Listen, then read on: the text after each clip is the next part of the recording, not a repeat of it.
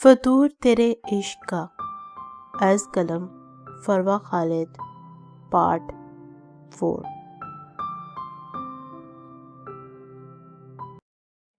پورا دن گزر چکا تھا۔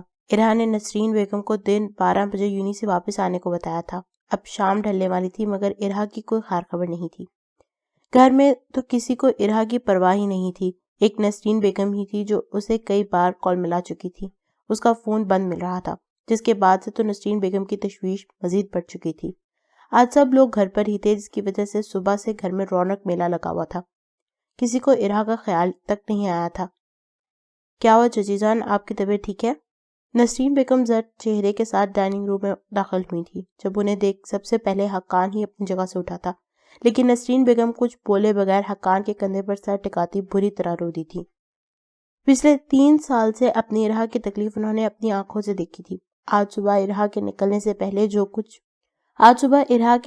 پہلے جو کچھ بھی جان بوجھ کر کیا گیا تھا، وہ جانتی تھی کہ یہ ان کی ارہا کی نازک اور حساس دل پر کتنا بھاری پڑا ہوگا۔ پتہ نہیں ان کی بچی وہ تکلیف برداشت کر بھی پائی ہوگی یا نہیں۔ نسرین، کیا ہوا؟ سب خیریت ہے نا؟ لارے بیگم بھی اٹھ کر ان کے پاس آئی تھی۔ ارہا کا صبح سے کچھ پتہ نہیں ہے، اسے 12 بجے گھر واپس آنا تھا، اب شام کے 6 بج چکے ہیں، اس کا ابھی تک کچھ پتہ نہیں چل پا رہا۔ اس کی ساری دوستوں سے پتہ کر چکی ہے، ان کا یہی کہنا ہے کہ ارہا تو آج یونی آئی ہی نہیں ہے، موبائل بھی آف ہے اس کا، پتہ نہیں میری بچی کہاں ہے، کس حال میں ہے۔ نسرین بیگم روتے ہوئے بولتی وہاں کھڑے حقان شاہ کی سانسیں چھین گئی تھی۔ ہوگی اپنے شہریار کے ساتھ، اب بلا وجہ پریشان ہو رہی ہیں بھابی، اور ہمیں بھی کر رہی ہیں۔ عالیہ بیگم نخوت سے بولی تھی۔ میں نے پتہ کیا ہے شہریار سے، اسے بھی ارہا کے بارے میں کچھ نہیں پتا۔ وہ صبح آیا تھا ارہا کو لینے، مگر چوکیدار کے مطابق ارہا پہلے ہی وہاں سے پیدل نکل چکی تھی۔ نسرین بیگم کی بات پر اب کے ڈائننگ روم میں خاموشی چھا گئی تھی۔ فکر مت کرے چچی جان، اسے کچھ نہیں ہوگا۔ حقان نے اس وقت نسرین بیگم سے بھی زیادہ یہ تسلی اپنے دل کو دی تھی، جبکہ اس کے ان الفاظ پر سب بے یقینی بھری نگاہیں حقان پر اٹھی تھی۔ نسرین بیگم نے نم آنکھوں سے حقان کی جانب دیکھا تھا، جس کے چہرے پر ارہا کے لیے فکر ظاہر تھی، جو وہاں موجود تمام افراد کو جلا بھنا گئی تھی۔ بھائی آپ فکر مت کریں، ہم سب پہلے پولیس اسٹیشن اور ہاسپٹل وغیرہ میں پتہ کرتے ہیں، اگر ارہا کے ساتھ کوئی حادثہ۔ جاسم اپنی ماں عالیہ بیگم کے اشارہ کرنے پر اپنی جگہ سے اٹھتے بولا تھا، مگر حقان کی سرخ نگاہیں اس کی زبان کو وہیں بریک لگا گئی تھی۔ میں ڈھونڈ لوں گا، تم سب یہیں رکو۔ حقان کو وہاں موجود تمام افراد کا ارہا کے لیے نفرت امیز رویہ دیکھ بہت برا فیل ہوا تھا۔ ارہا اس کی مجرم تھی، ارہا کو سزا دینے کا حق صرف اس کا تھا، پھر یہ سب لوگ کس لیے اس کے ساتھ اتنا ناروا سلوک رکھے ہوئے تھے؟ حقان کو وہاں سے نکلتا دیکھ حریم غصے سے تن فن کرتی اپنے کمرے کی جانب بڑھ گئی تھی۔ بھابی، جس کا ڈر تھا وہی ہوا، یہ لڑکی تو ابھی تک ہمارے حقان کے دل سے نہیں نکلی، کہیں ایسے ہی آہستہ آہستہ وہ واپس اس کی زندگی میں نہ شامل ہو جائے۔ نسرین بیگم کے وہاں سے نکلتے ہی عالیہ بیگم خاموش نہیں رہ پائی تھی۔ پہلے تو دعا کرو وہ منحوس ملے ہی نہیں، ایسے ہی دفع ہو جائے ہماری زندگیوں سے، اگر پھر بھی کہیں مل گئی تو بہت جلد شہریار کے حوالے کر دوں گی میں اسے، جان چھوڑ دے بس میرے بیٹے کی یہ منحوس۔ لارے بیگم کے لہجے میں ارہا کے لیے بے انتہا نفرت تھی۔ حقان کے دل میں اس کے لیے نفرت بھرنی ہوگی ہمیں، جتنی ہو سکے اتنا جلدی۔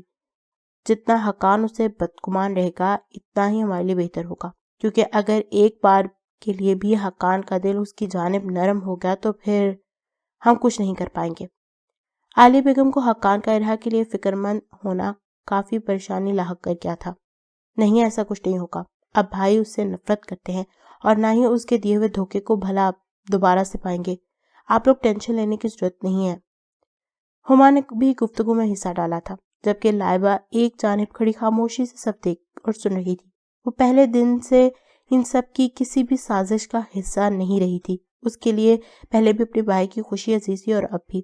اگر حقان کی خوشی واقعی ارہا کے ساتھ تھی اور وہ اب بھی ارہا سے محبت کرتا تھا، اگر تو لائبہ کا ووٹ ارہا کو ہی جانے والا تھا۔ اپنے بھائی کی خوشی کی خاطر وہ ارہا کو سر آنکھوں پر بٹھانے کو تیار تھی، اور یہ بھی چاہتی تھی کہ جلد ہی اس کی ماما بھی یہ بات سمجھ جائے۔ شام کو جا کر اشمال کا بخار کا زور ٹوٹا تھا اور وہ کچھ سوچنے سمجھنے کے قابل ہوئی تھی کہ مجھے کیا ہو گیا تھا، اتنا سخت بخار تو مجھے زندگی میں کبھی نہیں ہوا۔ اشمال بیڈ پر اٹھ کر بیٹھی تھی، اب وہ کافی حد تک بہتر تھی۔ کیا پتہ یہ شدید بخار آپ کی زندگی میں نیا موڑ لانے کا باعث بنا ہو؟ حاجرہ پراسرار مسکراہٹ کے ساتھ بولی، کیا مطلب؟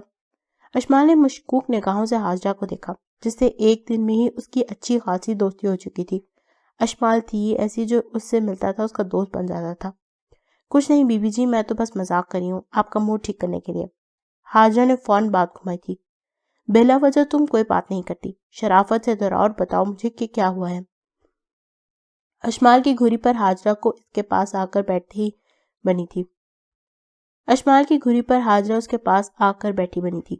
حاجرہ اسے جیسے جیسے ساری بات بتاتی گئی تھی، اشمال کو اپنے چہرے کا رنگ اٹھتا ہوا محسوس ہوا تھا۔ اس کی وجہ سے مہابیر یعنی مشکل میں پھنس گیا تھا۔ اشمال کو شدید شرمندگی ہوئی تھی۔ جس شخص نے اس کی مشکل میں مدد کی تھی وہی اس نیکی کے بدلے میں مشکل میں پھنس چکا تھا۔ اشمال شاور لے کر حاجرہ کے لیے کپڑے بدلتی حاجرہ کے ساتھ روم سے نکل آئی تھی۔ ہلکا ہلکا بخار اسے ابھی بھی تھا، مگر اشمال کو اس کی پرواہ نہیں تھی۔ مہابیر اپنی اسٹڈی میں تھا جب اس کے کہنے پر حاجرہ نے اس کے وہاں آنے کی اجازت طلب کی تھی۔ مہابیر کی جانب سے اجازت ملنے پر اشمال اندر داخل ہوئی تھی، جہاں سامنے ہی وہ ریوالونگ چیئر پر بیٹھا تھا۔ اشمال نے نگاہیں اٹھا کر بہت غور سے اسے دیکھا تھا۔ سیاہ ٹی شرٹ اور ٹراؤزر میں ملبوس، سر پیچھے ٹکائے، آنکھیں موندے، رف سے حلیے میں بھی وہ بہت ہی دہشت لگ رہا تھا۔ آئی ایم سوری، میری وجہ سے آپ کو اتنی پرابلم کا سامنا کرنا پڑا ہے۔ میری طبیعت اچانک اتنی بگڑ گئی کہ مجھے کچھ ہوش ہی نہیں رہا۔ آئی ایم ریئلی سوری، میری وجہ سے آپ کو اپنی فیملی سے بھی جھوٹ بولنا پڑا۔ اشمال حقیقت میں شرمندہ تھی اس شخص کے آگے جس نے اسے پناہ دی تھی اور اب اسی کی وجہ سے وہ پرابلم میں بھی آ چکا تھا۔ اٹس اوکے، آپ کی کسی بھی بات میں کوئی غلطی نہیں ہے، اور میں نے اپنے گھر والوں سے کوئی جھوٹ نہیں بولا۔ جو کہا بالکل سچ کہا۔ مہابیر کا انداز بالکل نارمل تھا۔ وہ آنکھیں کھولے اب اسے ہی دیکھ رہا تھا، جو حاجرہ کے دیے عام سے جوڑے میں بھی کافی پرکشش لگ رہی تھی۔ اس نے اس وقت گرین کلر کا سادہ سا پرنٹڈ ڈریس پہنا ہوا تھا۔ گیلے بالوں کو جوڑے کی شکل میں لپیٹے وہ سر پر دوپٹہ اوڑھے انہیں چھپائے ہوئے تھی۔ اس کی دودھیا رنگت، خوبصورت آنکھیں اور ستوان ناک میں چمکتی وہ لونگ، وہ بلا شبہ ایک حسین لڑکی تھی۔ سچ؟ لیکن آپ نے تو ان سب سے بولا نا کہ میں آپ کی، مطلب اس بات میں تو کوئی سچائی نہیں ہے نا؟ اشمال نے الجھی ہوئی نگاہوں سے اس کی جانب دیکھا تھا۔ سچ ہے نہیں، مگر سچ ہو تو سکتا ہے اگر ہم دونوں شادی کر لیں تو۔ مہابیر نے نہایت ہی سکون سے اس کے سر پہ بم پھوڑا تھا۔ واٹ؟ اشمال کو کتنے ہی لمحے اپنی سماعتوں پہ یقین نہیں آیا تھا۔ میں نے کل رات آپ کو اس خطرناک جگہ سے نکال کر اپنے گھر میں پناہ دے کر آپ پہ بہت بڑا احسان کیا ہے۔ اب آپ کا وہی احسان اتارنے کا وقت آ گیا ہے۔ مہابیر اپنی جگہ سے اٹھ کھڑا ہوا تھا۔ اشمال تو کچھ بولنے کے قابل ہی نہیں رہی تھی۔ یہ شخص جسے پانے کی خواہش ہر لڑکی کر رہی تھی، وہ اس وقت اس سے شادی کرنا چاہتا تھا، وہ بھی صرف اپنے احسان کا بدلہ لینے کے لیے۔ آپ جانتے بھی آپ کیا کہہ رہے ہیں مسٹر مہابیر کیانی؟ آپ جیسا مطلب پرست انسان میں نے آج تک نہیں دیکھا۔ اشمال کا دماغ شدید غصے کے عالم میں کھول اٹھا تھا۔ اسے اب لگنے لگا تھا کہ یہ شخص اکیلے رہ کر سائیکو ہو چکا ہے۔ وہ غصے سے پلٹی تھی جب مہابیر کے ہونٹوں سے نکلنے والے الفاظ سے اس کے پیروں کو وہیں جکڑ لیا تھا۔ تمہارا کزن عدیل ہر جگہ تمہیں پاگلوں کی طرح ڈھونڈ رہا ہے۔ تمہارے والد اکبر الہی کا کہنا ہے کہ تمہارے سامنے آتے ہی وہ تمہیں جان سے مار دیں گے۔ تمہاری دونوں بہنیں بھی اس وقت بالکل بھی سیف نہیں ہیں۔ یہ سب معاملات ٹھیک ہو سکتے ہیں تمہارے صرف ایک اقرار سے۔ اگر تم میری بیوی بن گئی تو تمہاری جانب نگاہ اٹھانے سے پہلے بھی وہ لوگ 1000 بار سوچیں گے۔ تمہاری دونوں بہنوں کی سیکیورٹی کی ذمہ داری بھی میری۔ مہابیر کا ایک ایک لفظ اشمال کو کمزور کر گیا تھا۔ اور سب سے اہم بات کہ مجھے تم میں کوئی انٹرسٹ نہیں ہے، اور ہم یہ شادی صرف دکھاوے کے لیے کریں گے، کیونکہ اس وقت ہم دونوں کو اس کی ضرورت ہے۔ جیسے ہی ہم دونوں کے معاملات حل ہو جائیں گے، ہم دونوں اسی صلح صفائی کے ساتھ ایک دوسرے سے الگ ہو جائیں گے۔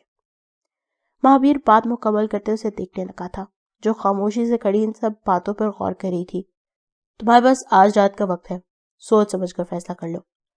مہابیر اسے وقت دیتا وہاں سے جانے لگا۔ مجھے منظور ہے، میں تم سے شادی کرنے کو تیار ہوں۔ اشمال کو زیادہ وقت نہیں لگا تھا سوچنے میں۔ اس کا فیصلہ سن کر مہابیر کے ہونٹوں پہ مسکراہٹ پھکر گئی تھی۔ تم کافی سمجھدار لڑکی ہو، اور میرے ساتھ رہنے کے لیے تم ایک پرفیکٹ۔ مہابیر اس پر ایک بھرپور نگاہ ڈالتا وہاں سے نکل گیا تھا۔ جب اشمال سمجھ نہیں پائی تھی کہ وہ اس کی تعریف کر کے کیا تھا یا انسلٹ، مگر جو بھی تھا وہ یہ فیصلہ کر کے کافی حد تک مطمئن ہو چکی تھی، ورنہ کل سے تو وہ اسی پریشانی کا شکار تھی کہ وہ اپنی اگلی پناہ کا کہاں ڈھونڈے گی اور اپنی پڑھائی کیسے مکمل کرے گی، مگر اب مہابیر سے نکاح کے بعد یہ ساری ٹینشن دور ہونے والی تھی۔ کیا یہ شادی کرنے کا فیصلہ میرے آگے کی زندگی کے لیے ٹھیک رہے گا؟ اشمال نے خود سے سوال کیا تھا، جس کا فی الحال اس کے دل کے پاس کوئی جواب نہیں تھا۔ حقان نے کوئی جگہ نہیں چھوڑی تھی۔ وہ پاگلوں کی طرح ہر پولیس اسٹیشن، ہاسپٹل اور سرد خانے تک گیا تھا، مگر کہیں سے بھی ارہا کا کچھ پتہ نہیں چل پایا تھا۔ حقان کا دل آہستہ آہستہ حرکت کرنا چھوڑ رہا تھا۔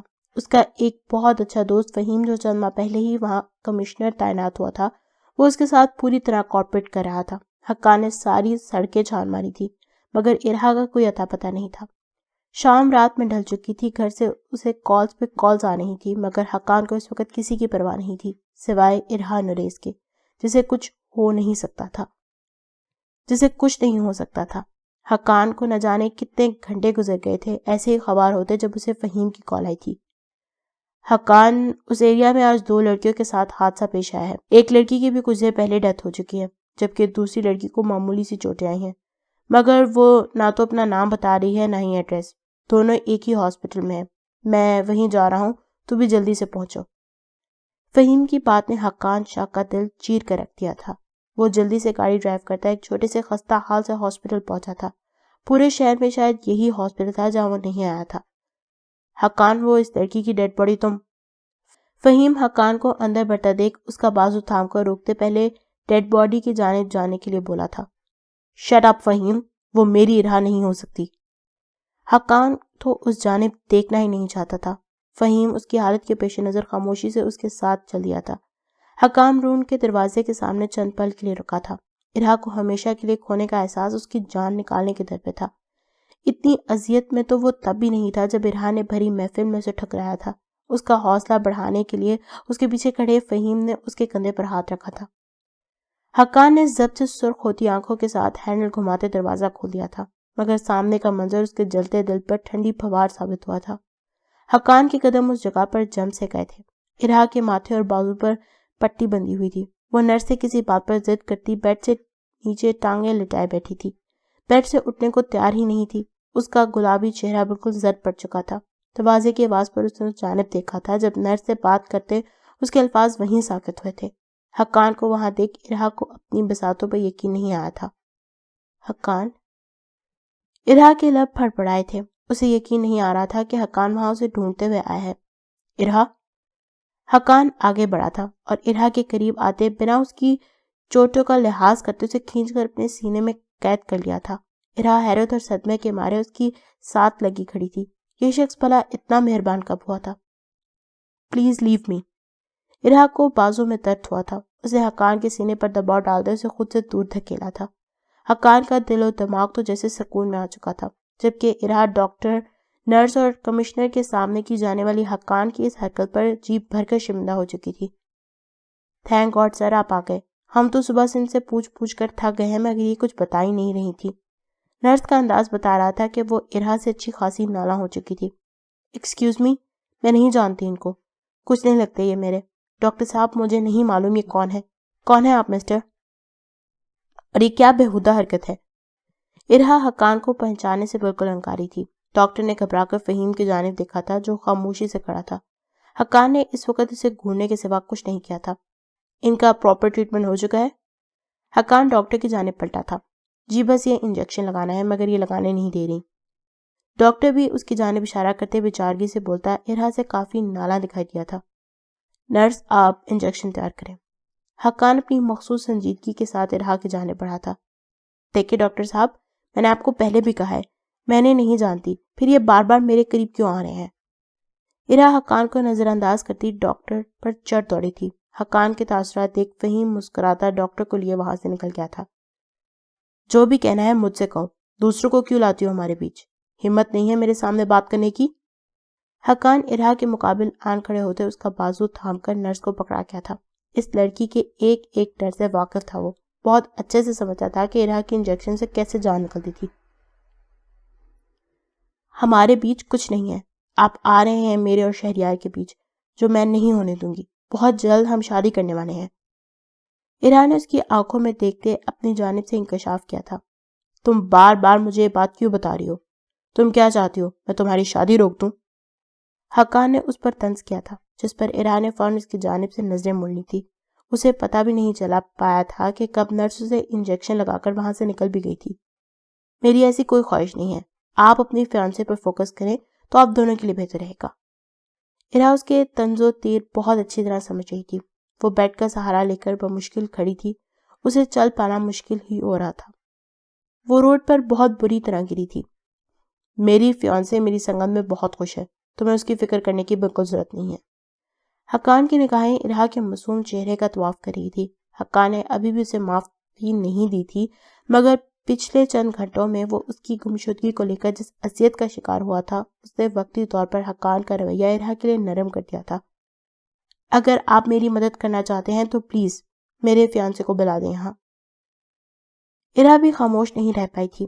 اس شخص کے سامنے کھڑے رہنا اس وقت اس کی زندگی کا سب سے مشکل کام تھا، لیکن وہ یہ نہیں جانتی تھی کہ اس کی کہی بات کا کیا نتیجہ نکلنے والا ہے۔ حقان کو اس کی کہی بات اچھا خاصا تباہ گئی تھی۔ وہ بنا کچھ بولے آگے بڑھتا ارا کو اپنی باہوں میں اٹھا چکا تھا۔ ارا نے پھٹی پھٹی نگاہوں سے حقان کی جانب دیکھا تھا۔ یہ آپ کیا کر رہے ہیں؟ ارا نے اپنی مٹھی سے حقان کے کالر کو دبوچ لیا تھا۔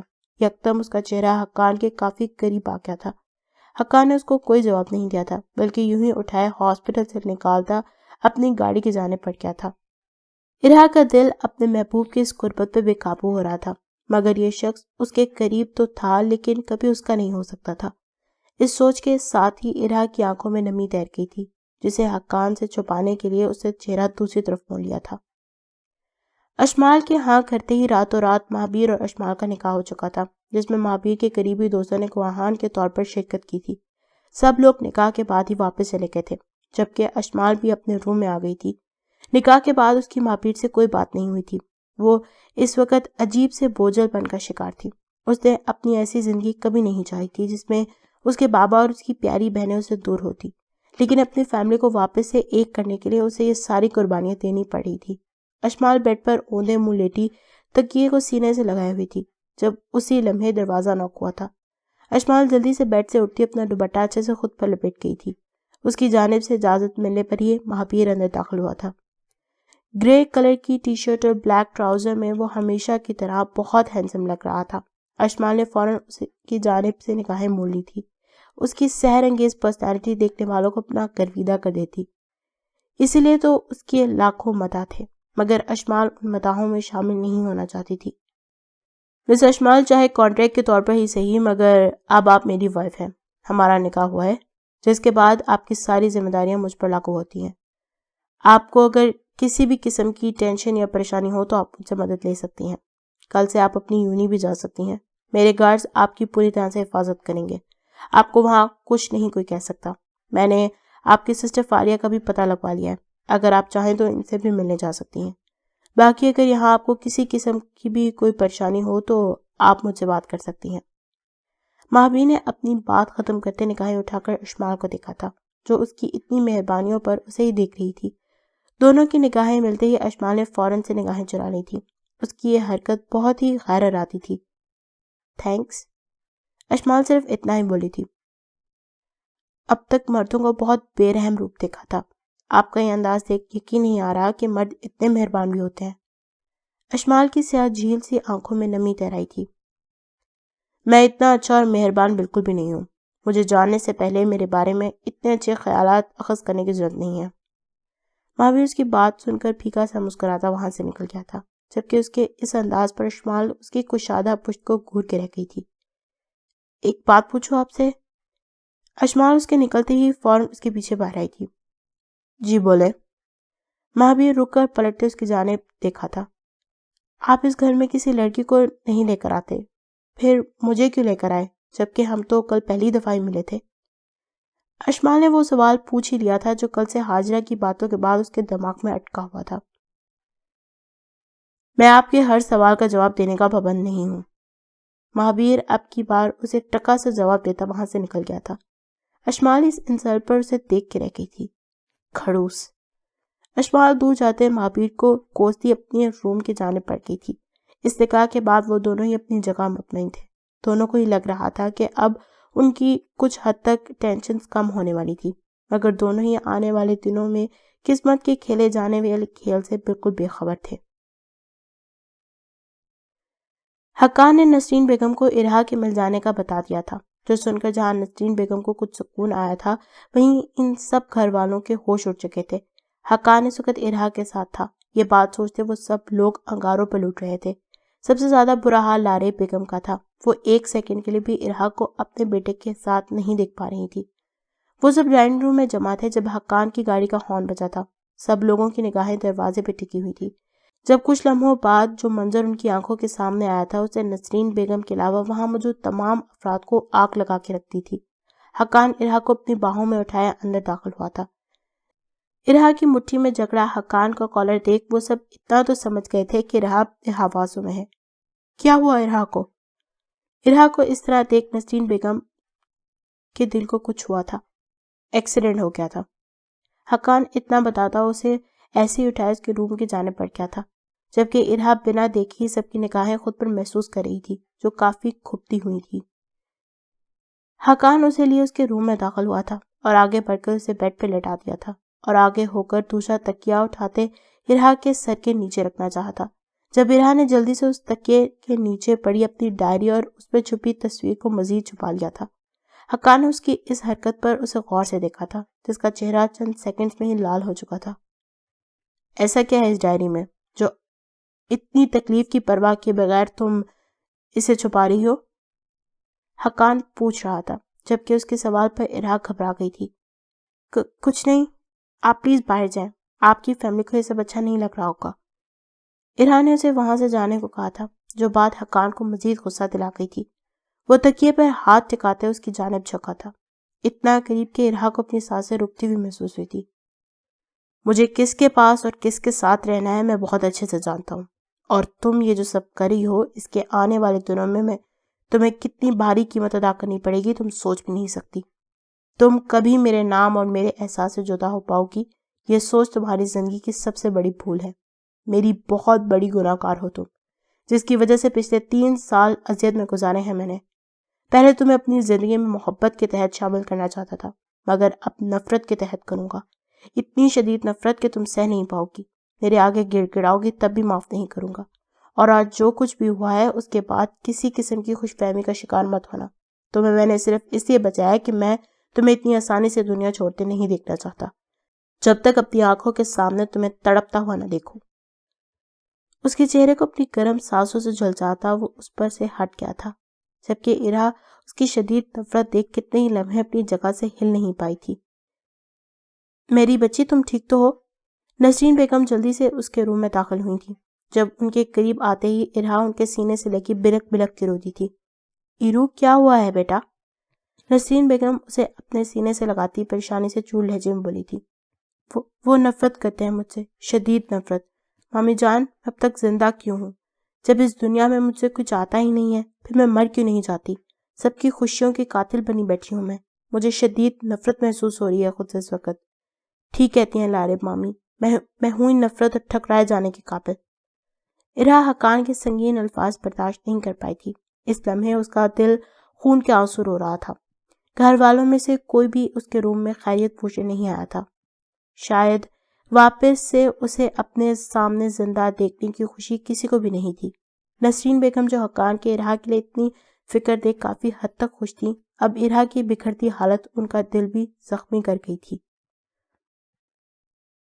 اشمال دھڑکتے دل کے ساتھ کچھ حد تک خوفزدہ سی یونیورسٹی کے لیے تیار تھی۔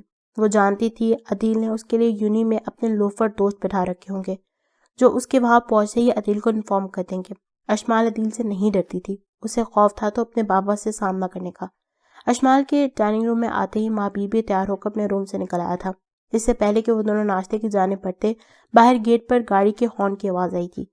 ماں بھی سمجھ گیا تھا کہ وہی ہو چکا ہے جو وہ سوچ رہا تھا۔ اس کے نانا جان کو فوری طور پر وہاں پہنچا دیا گیا تھا تاکہ اس کے خاندان والوں کو اس کی شادی کے حوالے سے پوری رپورٹنگ مل سکے۔ میرے نانا جان آ رہے ہیں، ان کے سامنے دکھاوے کے طور پر ہمیں بہت ہی لونگ کپل کا مظاہرہ کرنا ہوگا، مابی نے پیشانی ملتے اسے کہا تھا۔ شاید وہ خود بھی نہیں چاہتا تھا کہ اس وقت اس کے نانا وہاں ہیں۔ کچھ لمحوں بعد نانا جان اور مابیر کی سب سے چھوٹی خالہ غزالہ اندر داخل ہوئی تھی۔ غزالہ بیگم کو دیکھ مابیر اچھا خاصا جھنجھلایا تھا۔ اس کے سب وہ گھر والے بہت اچھے سے جانتے تھے کہ وہ ان دو لوگوں کے آگے ہی نرم پڑتا تھا۔ اس لیے انہوں نے بہت ہی چالاکی کے ساتھ انہیں بھیجا تھا۔ تو کیا یہ پیاری سی لڑکی ہماری بہو ہے؟ مہابیر کے سے ملنے کے بعد اب وہ دونوں اشمال کی جانب متوجہ ہوئے تھے۔ مہابیر نے رات کو ہی اس کے لیے ڈیزائنر ڈریسز منگوائے تھے۔ اس وقت انہی میں سے ایک اسٹائلش ڈریس میں ملبوس، سر پہ سلیقے سے دوپٹہ اوڑھے، گرم شال کو کندھوں پر ڈالے وہ سادگی میں بے پناہ حسین لگ رہی تھی۔ اسے ان لوگوں کے آنے کا بالکل بھی اندازہ نہیں تھا، اس لیے اس نے لپسٹک تک نہیں لگائی ہوئی تھی۔ مہابیر کے ساتھ کھڑی سادہ مگر بہت ہی پروکار اور پرکشش لڑکی کو دیکھ ان کو یقین ہی نہیں آیا تھا کہ یہ لڑکی مہابیر کی بیوی ہے، اتنی سمپل اور سویٹ سی۔ ہمیں لگا تھا تم ہمیں اپنی شادی پر بلاؤ گے۔ غزالہ بیگم نے شکوہ کناں نگاہوں سے مہابیر کی جانب دیکھا تھا۔ خیال نہیں رہا مجھے۔ مہابیر اتنی روڈلی جواب دیتا وہاں سے باہر کی جانب بڑھا تھا، جبکہ اشمال کو مہابیر کا یہ انداز بہت برا لگا تھا۔ یہ لوگ اتنی محبت سے آئے تھے، مہابیر نے ٹھیک سے بلانے بھی پسند نہیں کیا تھا۔ اشمال ان کے سامنے شرمندہ سی ہوئی تھی۔ حاجرہ نے تو اسے یہی بتایا تھا کہ وہ اپنے نانا کے ساتھ بالکل ٹھیک ہے، پھر یہ کیا تھا؟ I'm sorry، وہ شاید جلدی میں۔ اشمال نے جلدی سے صفائی دینی چاہی تھی۔ نہیں، وہ ناراض ہے ہم سے، اور ناراض ہونا بھی بنتا ہے بیٹا۔ غلط ہم ہیں، آپ فکر مت کریں، ہمیں بالکل بھی برا نہیں لگا مہابیر کا ایسے جانا۔ وہ ہم سے جتنا ناراض تھا ہمیں تو لگا تھا وہ ہم سے ملے گا بھی نہیں۔ نانا جان اشمال کو اپنے سامنے شرمندہ ہوتا دیکھ جلدی سے بولے تھے، جس پر غزالہ بیگم بھی اسے محبت بڑی نگاہوں سے دیکھتی اس کا ہاتھ تھامے صوفے پر آن بیٹھی تھی۔ ان دونوں کا رویہ بتا رہا تھا کہ انہیں اشمال بہت پسند آئی تھی۔ اشمال کو بالکل بھی اندازہ نہیں تھا کہ مہابیر کے گھر والے اسے اتنی محبت سے اپنائیں گے۔ ہمیں جیسے ہی پتا چلا کہ مہابیر نے شادی کر لی ہے، ہم اپنا سارا کام چھوڑ کر پہلی فلائٹ سے یہاں آ گئے۔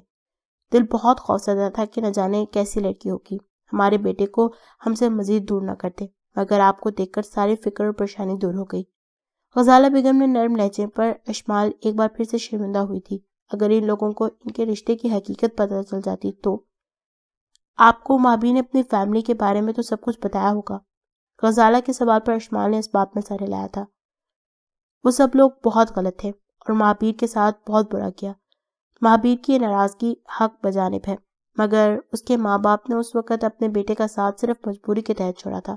وہ شاہانہ کا گھر ٹوٹتے نہیں دیکھ سکتے تھے، لیکن وہ لوگ اپنی اس غلطی کے پیچھے 5 سال سے سزا بھگت رہے ہیں۔ ایک ماں اتنے سالوں سے اپنے لاڈلے کو سینے سے نہیں لگا پائی، ایک باپ اپنے جوان بیٹے کے ہوتے ہوئے بھی تن تنہا ہے۔ آپ جانتی ہیں، اس شادی کا سن کر ان سب کے دل میں ایک امید جاگی ہے کہ اب مہابیر کیا پتا ان کے پاس واپس لوٹ آئے۔ غزالہ بیگم بھیگے چہرے کے ساتھ بولتی اشمال کو بھی دکھی کر گئی تھی۔ اشمال کو بالکل اندازہ نہیں تھا کہ مہابیر کی شادی کے ساتھ اتنے سارے لوگوں کی امیدیں جڑی ہیں۔ اسے اب شدت سے احساس ہو رہا تھا کہ نکاح جیسے پاکیزہ رشتے کو ایک معاہدے کے طور پر استعمال کر کے وہ کتنی بڑی غلطی کر چکی تھی۔ وہ عنقریب اتنے سارے لوگوں کی امیدوں کے ساتھ ساتھ ان کا دل بھی توڑنے والی تھی۔ اشمال بیٹا، ایک وعدہ کریں گے مجھ سے؟ شفقت صاحب نے اس کی جانب دیکھتے سوال کیا تھا۔ جی۔ اشمال نے ان کی باروب شخصیت کے آگے بمشکل بول پائی تھی۔ مہابیر کا دل اپنے گھر والوں کے لیے اگر کوئی نرم کر سکتا ہے تو وہ آپ ہیں۔ کیا آپ وعدہ کریں گے مجھ سے کہ آپ مہابیر کو اس کے گھر والوں کے پاس واپس لے کر آئیں گی، اسے اس کے اپنوں سے ملوائیں گی؟ اس وقت تکلیف میں صرف گھر والے ہی نہیں بلکہ مہابیر بھی ہے، بلکہ سب سے زیادہ اذیت میں تو وہی ہے۔ آپ اپنے شوہر کو ان تکلیفوں سے نکال کر خوشیوں کی دنیا میں واپس لانے کی کوشش کریں گی؟ شفقت صاحب بہت ہی امید بھری نگاہوں سے اس کی جانب دیکھتے بولے تھے۔ ان کی بڑی آنکھوں میں ہلکورے لیتا اپنے پوتے کا دکھ اشمال سے دکھا نہیں گیا تھا، اور اپنی نرم خو طبیعت کے پیش نظر اس نے اس بات میں سر ہلا دیا تھا۔ میں پوری کوشش کروں گی، آپ لوگ پلیز پریشان مت ہو، سب ٹھیک ہو جائے گا۔ اشمال نے ان سے بھی زیادہ خود کو تسلی دی تھی۔ جیتی رہو بیٹا، آپ جانتی نہیں ہیں کہ آپ کی وجہ سے دل و دماغ پہ پڑا کتنا بھاری بوجھ سے رکھ چکا ہے۔ شفقت صاحب اس کا جواب سنتے کچھ حد تک ریلیکس ہوئے تھے اور اسے دعائیں دیتے وہاں سے اٹھ کھڑے ہوئے تھے۔ میں نہیں جانتی مہابیر کے ساتھ آپ کی ملاقات کب اور کہاں ہوئی، اس بات کا علم بھی نہیں ہے کہ اس کا رویہ آپ کے ساتھ کیسا ہے، مگر میں آپ کو یہ ضرور بتانا چاہوں گی کہ مہابیر کا رشتوں کے معاملے میں بہت برا تجربہ رہا ہے۔ اسے کبھی کہیں سے اعتبار اور بھروسہ نہیں ملا، تو شاید وہ آپ کی محبت پر کبھی اتنی آسانی سے بھروسہ نہ کر پائے۔ بیٹا، اگر اس نے آپ پر اتنا اعتبار کر کے آپ کو اپنی زندگی میں شامل کیا ہے تو کبھی اسے دھوکہ مت دینا، اسے چھوڑ کر مت جانا، کیونکہ اب کی بار کا میرا دھوکہ وہ برداشت نہیں کر پائے گا۔ غزالہ بیگم محبت سے اسے سمجھاتی ہیں اشمال پر ایک اور ذمہ داری لاد گئی تھی۔ اشمال ان کے سامنے اس بات میں سر ہلانے کے سوا کچھ نہیں کر پائی تھی۔ اس کا دماغ بری طرح سے الجھ چکا تھا۔ ابھی تو وہ صرف 2 لوگوں سے ملی تھی تو یہ حال تھا، باقی لوگوں کی جانب سے نہ جانے مزید اسے کیا کیا امیدیں ملنے والی تھی۔ اشمال اوپر سے جتنی اسٹرانگ تھی، اندر سے اتنی ہی نرم طبیعت کی مالک تھی، اپنے سامنے کسی کو بھی دکھی نہیں دیکھ سکتی تھی۔ وہ ان لوگوں سے وعدہ تو کر گئی تھی مگر یہ نہیں بتا پائی تھی کہ اس کی تو اپنی ماں پیر یعنی کی نگاہوں میں کوئی اہمیت اور وقت ہی نہیں ہے۔ وہ ماں پیر کے دل میں ان کی جگہ کہاں سے بنائے گی جو خود اس کے دل میں دور دور تک نہیں تھی۔ دل میں اندر کہیں ایک پل کے لیے یہ چاہ بھی ابھری تھی کہ وہ ماں پیر کی زندگی کی ساری تکلیفیں دور کر دے، اسے جینا سکھا دے، اسے اس کے گھر والوں کے قریب لا کر اس کی روٹھی بھی ساری خوشیاں واپس لوٹا دے، اس کے تمام احسانوں کا بدلہ چکا کر اس کی دنیا سے نکل آئے۔ مگر وہ یہ نہیں جانتی تھی کہ یہ سب اس کے لیے آگے چل کر کتنی بڑی مشکل کھڑی کرنے والا تھا۔ مگر اپنے سے پہلے اپنے سے منسلک لوگوں کا سوچنے والی اشمال اکبر نے یہاں بھی اپنے سے پہلے مابیر اور اس کے گھر والوں کی خوشی کے بارے میں سوچا تھا۔ مابیر نے اس کی عزت بچا کر اور اسے اپنے پاس پناہ دے کر بہت بڑا احسان کیا تھا اس پر، جس کا بدلہ وہ زندگی بھر نہیں چکا سکتی تھی، مگر وہ اس شخص کی مدد کرنے کی خاطر یہ سب تو کر ہی سکتی تھی۔ اسے دل ہی دل میں خود سے عہد کر لیا تھا کہ مابیر کو اس کے گھر والوں کے قریب ضرور لائے گی۔